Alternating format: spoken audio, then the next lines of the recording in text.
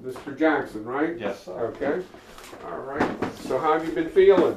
Feeling better the last few days. Better than the last few days. Fisherman George Jackson wanted the okay from his doctor to get back to his new job as an oil spill worker.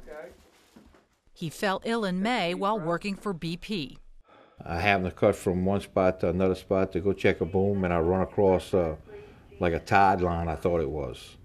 Immediately my eyes started burning and started to get like dizziness and nausea. The headaches, the dizziness, the shortness of breath, these are common symptoms that we would see around dispersants, common symptoms we would see around the burning of crude or any hydrocarbon for that matter. The health and safety of the more than 20,000 cleanup workers is a growing concern, given the amount of oil and the length of time workers are exposed to it. Fresh crude oil contains volatile organic compounds. Though they evaporate over a day or so, some of these compounds, like benzene, are known to cause cancer. When this oil is generated a mile down below, it essentially is going through a mile-long water scrubber, and the benzene, toluene, xylene, all the lighter hydrocarbons that are potentially the most toxic and hazardous to human health, those are all essentially scrubbed out by the time they get to the surface. Dr. Gina Solomon, senior scientist for the National Resources Defense Council, says it's true that the water does act as a kind of scrubber, dissolving chemicals as the oil rises.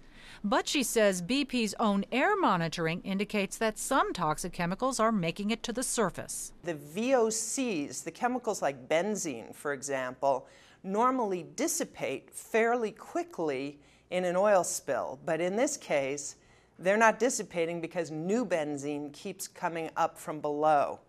Some of that benzene will dissolve and dissipate in the water as it comes to the surface, but we know from the air monitoring results that some of it is unfortunately getting to the surface and getting into the air. In fact, BP's own air monitoring results have shown benzene levels over the level that the National Institute of Occupational Safety and Health considers to be safe for workers. I think you've done well. I think you recuperated, and we'll get you back to work. George Jackson's symptoms have gone away, and his checkup was good. Despite the risks, he wants to get back to work as soon as possible. Like many fishermen in the Gulf, he now relies on oil cleanup as his main source of income. Dr. Jimmy Guidry worries about the massive mix of dispersant and oil growing in the Gulf. We know that when you use small amounts, dispersant plus oil is probably safer than just oil. But now we're talking about large amounts, and you're talking about being dispersed in a water column.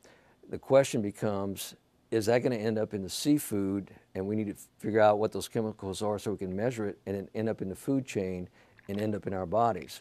So I see this as a huge experiment with our wildlife and our health in the Gulf, because it's something never been done before, and I don't think anybody has the tough answers.